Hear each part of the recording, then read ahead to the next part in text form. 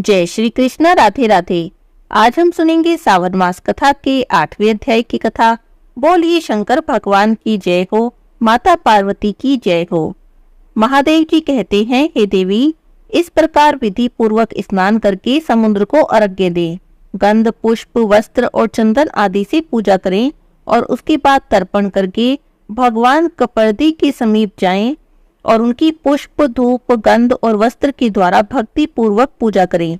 इसके बाद सोमनाथ जी के पास जाएं, उन्हें विधि से स्नान कराकर शत्र रुद्रीय का पाठ करें। रुद्र पंचांगों का और अन्य रुद्र संहिताओं का भी जप करना चाहिए। दूध, दही, घी, मधु, इक्षु रस से सोमेश्वर को नहलाकर उनकी अंगों में कुमकुम का लेप करें। उसमें कपूर, खस और कस्तूरी को भी मिलाए रखना चाहिए। इसके बाद सुगंध युक्त चंदन और फूलों से पूजा करें। नाना प्रकार के धूप निवेदन करके उन्हें वस्त्रों से आवेष्टित करें।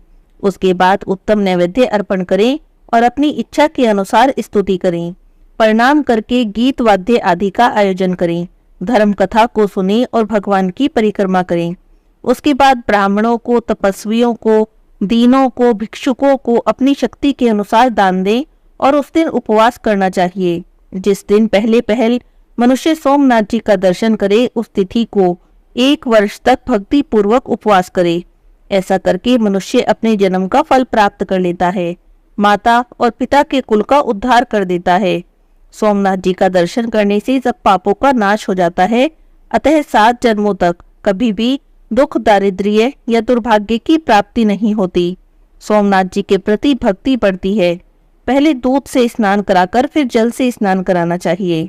जो भी मनुष्य मध्याह्न काल में और संध्या के समय सोमेश्वर शिव की आरती करते हैं, वे दोबारा इस संसार में जन्म नहीं लेते। पार्वती देवी ने पूछा, हे भगवान, ये बताइए, प्रभास क्षेत्र में सरस्वती नदी कहाँ से आई है?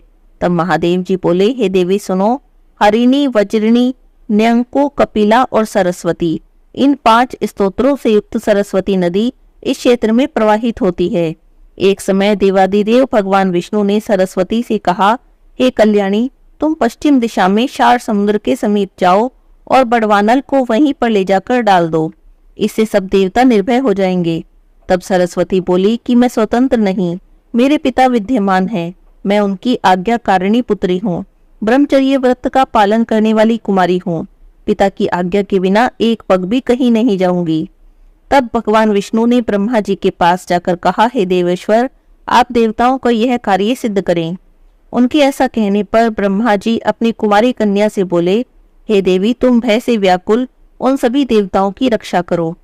तब सरस्वती देवी ने कहा, पिताजी, आपकी आज्ञा से मैं निश्चित ही वहां जाने के लिए उदित हूँ, परंतु यह भयंकर बड़वानल मेरे शरीर को जला देगा। इसके सिवा इस भूतल पर कलयुग आया हुआ है। कलयुग के पापाचारी मनुष्य मेरा स्पर्श करेंगे। तब ब्रह्मा जी ने कहा, बेटी, यदि तुम पापी जनों से भरी हुई इस पृथ्वी का स्पर्श नहीं करना चाहती, तो पाताल में स्थित होकर इस बड़वानल को समुद्र में ले जाओ। जब बड़वानल का ताप अधिक हो जाए, तब पृथ्वी फोड़कर प्रत्यक्ष हो जाना और पूर्व वाहिनी होकर प्राची सरस्वती के नाम से विख्यात होना। महादेव जी कहते हैं, ब्रह्मा जी का यह आदेश पाकर सरस्वती देवी अपने तेज से संपूर्ण जगत को प्रकाशित करती हुई चली। उस समय अपने पीछे पीछे आती हुई गंगा जी से सरस्वती देवी ने कहा, हे सखी, अब मैं पुनः कहाँ तुम्हारा दर्शन करूंगी? तब गंगा जी ने स्नेह भरी वाणी में कहा, हे सुव्रते, पश्चिम जाती हुई तुम जब जब पूर्व दिशा की ओर मुख करके देखोगी, तब तब मुझे अपने समीप ही खड़ा पाओगी। वहां मैं सभी देवताओं के साथ तुम्हें दर्शन दूंगी। तब उन्होंने गंगा जी से विदा लेकर कहा, हे भद्रे, अब तुम अपने स्थान को जाओ, मुझे पुनः तुम्हारा दर्शन प्राप्त हो। इसी प्रकार सरस्वती देवी ने यमुना देवी, गायत्री देवी और सावित्री आदि सखियों को भी विदा कर दिया। उसके बाद हिमालय पर्वत पर वे एक पाकड़ के वृक्ष से नदी रूप में प्रकट हुई और पृथ्वी पर उतरी। उस समय पुण्य सलीला सरस्वती देवी की ब्रह्म ऋषि स्तुति कर रहे थे। बड़वानल लेकर वह नदी बड़े वेग से चली और पृथ्वी फोड़कर पाताल में प्रवेश कर गई। कहीं कहीं मृत्यु लोक में भी प्रत्यक्ष हो जाती थी। इस प्रकार पाताल मार्ग से समुद्र के पास गई। खादिरा मोद नाम के वन में पहुंचकर सरस्वती देवी ने समुद्र को देखा और बड़वानल को उसके समीप ले जाने का विचार किया। जब वह दक्षिण की ओर मुख करके प्रस्थित हुई, उसी समय वेदों के पारंगत विद्वान 4 महर्षि प्रभास क्षेत्र में आए। उनके नाम थे हिरण्य, वज्र, नयंकु और कपिल। वे चारों तपस्वी थे। उन्होंने अलग अलग स्नान करने के लिए सरस्वती देवी का आह्वान किया। इतने में समुद्र भी सहसा सरस्वती देवी के सामने उपस्थित हो गया। तब सरस्वती देवी ने 5 धाराओं में विभक्त होकर उन सभी को संतुष्ट किया। इससे पृथ्वी पर उनके 5 नाम हो गए, हरिणी, वज्रिणी, नयंकु, कपिला और सरस्वती।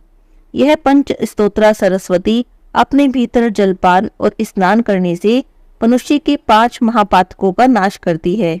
1 सप्ताह तक वहां उपवास, जप, होम, स्नान और जलपान किया जाए तो सब पापों का नाश हो जाता है।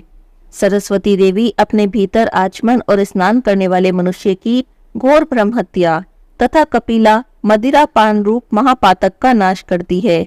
नयंकु नदी में स्नान करके मनुष्य चोरी के महापातक से मुक्त हो जाता है। वज्रणी नदी का जल पीने से गुरु पत्नी गमन रूप महापातक का भी नाश हो जाता है। हरिणी नदी 7 दिनों तक स्नान करने से संसर्ग जनित महापातक का अपहरण करने वाली है। इस तरह 5 धाराओं में विभक्त सरस्वती नदी सब पातकों का निश्चय ही नाश कर देती है। उसके बाद पुनः बड़वानल को लेकर सरस्वती देवी समुद्र के समीप स्थित हुई। बड़वानल ने उठती हुई तरंगों से युक्त समुद्र को देखकर सरस्वती देवी से पूछा, हे भद्रे, यह क्या है? शार समुद्र मुझसे डरता क्यों है? तब सरस्वती देवी हंसकर कहने लगी, हे अग्नि, तुमसे कौन भयभीत नहीं होता? बड़वानल बोला, भद्रे, मैं तुम्हें क्या वर दे दूं? इच्छा अनुसार कोई वरदान मांगो। तब सरस्वती देवी ने भगवान विष्णु का स्मरण किया। भगवान ने उनके हृदय में प्रकट होकर उन्हें दर्शन दिया। सरस्वती देवी ने पूछा, भगवान, बड़वानल मुझे वरदान देता है, बताइए मैं इससे क्या मांगू? तब हृदय स्थित भगवान ने कहा, कल्याणी, तुम उससे कहो कि वह अपना मुख सुई के समान बना ले। तब सरस्वती देवी ने कहा, बड़वानल, तुम सुई के समान मुख बनाकर समुद्र का जल पीते रहो। उसके ऐसा कहने पर बड़वानल ने सुई के छिद्र के समान अपना मुख कर लिया। जैसे घटी सूचक पात्र में धीरे धीरे जल प्रवेश करता है, उसी प्रकार वह भी जल पीने लगा। महादेव जी कहते हैं, उसके बाद सरस्वती देवी ने समुद्र को बुलाकर कहा कि तुम सभी देवताओं के आदि और प्राणियों के प्राण हो। भगवान विष्णु की आज्ञा से यहाँ इस बड़वानल को ग्रहण करो। भगवान के आदेश पर समुद्र कहने लगे, देवी लाओ, बड़वानल मुझे दे दो। तब सरस्वती देवी ने बड़वानल से कहा, जैसे अग्निदेव घी की आहुति ग्रहण करते हैं, उसी प्रकार तुम भी जल का भक्षण करो। और ऐसा कहकर उन्होंने बड़वानल समुद्र को समर्पित कर दिया। सरस्वती देवी पुनः नदी होकर नारदेश्वर के मार्ग से समुद्र में मिल गई। वह स्वरूप से ही परम पवित्र थी। फिर प्रभास क्षेत्र और समुद्र के संपर्क से अत्यंत पुण्यमयी हो गई। महाबली बड़वानल समुद्र में रहकर अपने मुख से उसका जल पीने लगा। उसके उच्छ्वास की वायु से उठता हुआ जल ज्वार के रूप में समुद्र से बाहर तक दौड़कर आता है। इस प्रकार समस्त पातकों का नाश करने वाली सरस्वती देवी ब्रह्मलोक से उत्तम प्रभास क्षेत्र में आई। समुद्र के समीप सोमनाथ के दक्षिण और आग्नेय दिशा में सरस्वती देवी की स्तुति है। पहले अग्नि तीर्थ में स्नान करके मनुष्य विधि पूर्वक देवी सरस्वती का पूजन करें। वहां ब्राह्मण दंपत्ति को भोजन कराकर उन्हें पहनने के लिए वस्त्र दें। उसके बाद कपर्दीश्वर की पूजा करें। हे पार्वती, इस प्रकार सरस्वती नदी के प्रकट होने का संपूर्ण वृतांत मैंने तुमसे कहा। पार्वती देवी कहने लगी, हे भगवान, आपने जो यह कहा कि पहले कपर्दी का दर्शन करें, इसका क्या कारण है? क्योंकि वह तो आपका सेवक है। स्वामी के बाद ही सेवक का पूजन हो, यही सनातन धर्म है। पार्वती देवी के प्रश्न के उत्तर में महादेव जी ने क्या कहा, हम अगले अध्याय की कथा में सुनेंगे। आज के अध्याय की कथा यहीं पर समाप्त होती है। बोलिए शंकर भगवान की जय हो, पार्वती माता की जय हो। एक समय शौनक आदि 88,000 ऋषियों ने सूत जी से कहा, हे महाभाग सूत जी, ओंकार तीर्थ में सर्वपातकहारी परमेश्वर का जो ज्योतिर्लिंग है, उसकी आविर्भाव की कथा सुनाइए। सूत जी बोले, हे महर्षियों, ओंकार तीर्थ में परमेश संज्ञक ज्योतिर्लिंग जिस प्रकार प्रकट हुआ, वही कथा मैं तुमसे सुनाता हूँ, ध्यान से सुनो। एक समय की बात है, भगवान नारद मुनि गोकर्ण नाम के शिव के समीप जाकर बड़ी भक्ति के साथ उनकी सेवा करने लगे। कुछ काल के बाद वे मुनि श्रेष्ठ वहां से गिरिराज विंध्य पर आए। वहां पर विंध्य ने बड़े आदर के साथ उनका पूजन किया। मेरे यहाँ सब कुछ है, कभी किसी बात की कमी नहीं होती है। इस भाव को मन में लेकर विंध्याचल नारद जी के सामने खड़ा हो गया। उसकी वह अभिमान भरी बातें सुनकर अहंकार नाशक नारद मुनि लंबी सांस खींचकर चुपचाप खड़े रह गए। यह देखकर विंध्य पर्वत ने पूछा, आपने मेरे यहाँ कौन सी कमी देखी? आप इस तरह लंबी लंबी सांसें क्यों ले रहे हैं? तब नारद जी कहने लगे, भैया तुम्हारे यहाँ सब कुछ है, फिर भी मेरू पर्वत तुमसे बहुत ऊंचा है।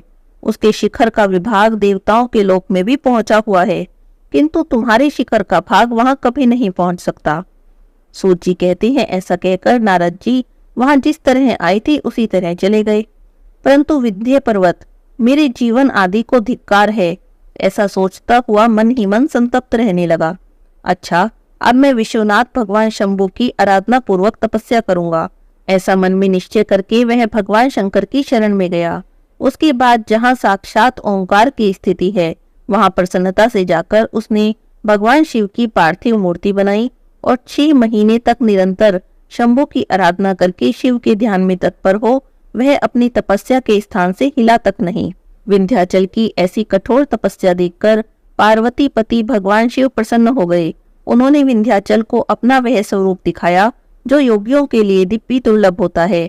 वे प्रसन्न होकर कहने लगे, विंध्य तो मनोवांछित वर मांगो, मैं भक्तों को अभिष्ट वर देने वाला हूँ और तुम्हारी तपस्या से प्रसन्न हूँ।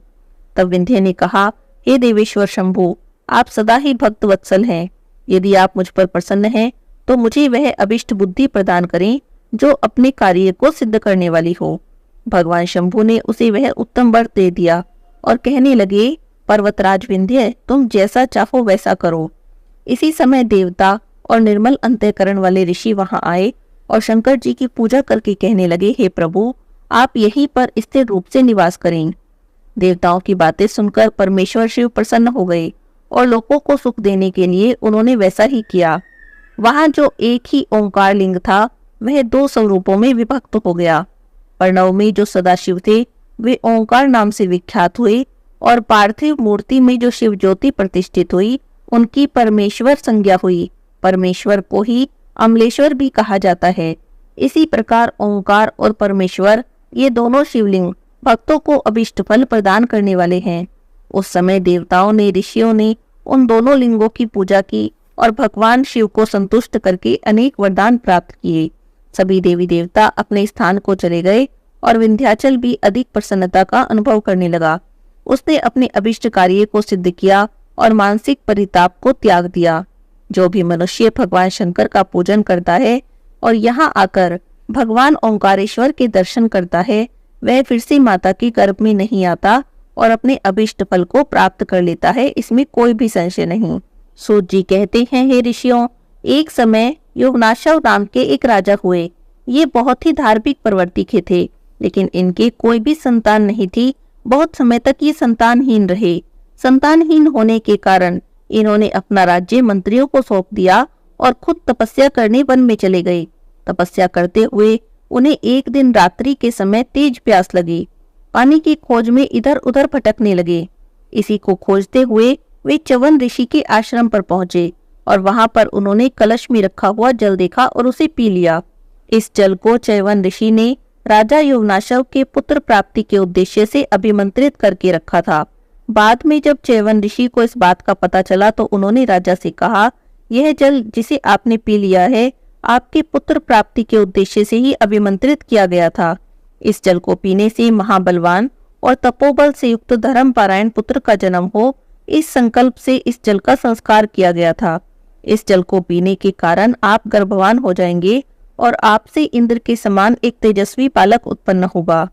100 वर्षों के बाद राजा युवनाशव के पेट के बाएं हिस्से को फाड़कर एक तेजस्वी बालक उत्पन्न हुआ। उस तेजस्वी बालक को देखने के लिए देवराज इंद्र भी आए। देवराज इंद्र के आने पर देवताओं ने उनसे पूछा, हे देवराज, यह बालक दूध किसका पिएगा? तब इंद्र ने कहा कि यह मुझसे ही पान करेगा, इसीलिए इस बालक का नाम मानधाता पड़ जाएगा। ऐसा कहकर उन्होंने बालक के मुख में अपनी तर्जनी उंगली डाल दी। बालक उनकी उंगली से अमृत रस पीने लगा। बालक मानधाता 16 वर्षों तक इंद्र की तर्जनी पी पीकर बढ़ता रहा। उसे आयुर्वेद आदि दिव्य शास्त्रों का ज्ञान केवल चिंतन के माध्यम से हो गया। अनेक दिव्यास्त्र उसे स्वतः ही प्राप्त हो गए। बाद में राजा मांधाता ने अपने धर्म से संपूर्ण लोगों को उसी प्रकार व्याप्त कर दिया जिस प्रकार भगवान विष्णु ने अपने 3 पगों से त्रिलोकी को नाप लिया था। उसका समुची पृथ्वी पर एक छत्र राज्य स्थापित हो गया। एक समय 12 वर्षों तक वर्षा नहीं हुई। तब राजा मांधाता ने इंद्र के देखते ही देखते राज्य की खेती बढ़ाने के लिए बलपूर्वक वर्षा करा दी। ओंकारेश्वर शिव को प्रसन्न करने के लिए राजा मांधाता ने अमरकंटक पर 100 यज्ञों का अनुष्ठान किया और भगवान शिव की स्तुति करने लगे। उनकी स्तुति करते हुए कहा कि आप जगत की उत्पत्ति करने वाले हैं, आप ही काल की गति के प्रवर्तक हैं, आप ही संसार स्वरूप और संसार का संहार करने वाले हैं। आप अपने दर्शन के द्वारा मुझे कृतार्थ करें। काल रूपधारी ओंकारेश्वर स्वरूप महादेव जी मानदाता की स्तुति सुनकर प्रसन्न हो गए और उन्होंने कहा, मैं तुमसे बहुत प्रसन्न हूँ, मुझसे कोई वर मांगो। तब राजा मानधाता ने भगवान शिव से कहा, हे प्रभु, यह स्थान मानधाता का नाम धारण करे। आपके प्रसाद से यह देव स्थान बन जाए। जो भी मनुष्य यहाँ दान, तप, पूजा इत्यादि करे वह शिव धाम का वासी हो जाए। भगवान शिव के आशीर्वाद से तभी से प्रसिद्ध नगरी ओंकार मानधाता के रूप में पुकारी जाने लगी। बोलिए शंकर भगवान की जय हो, माता पार्वती की जय हो, ओंकारेश्वर शिव की जय हो।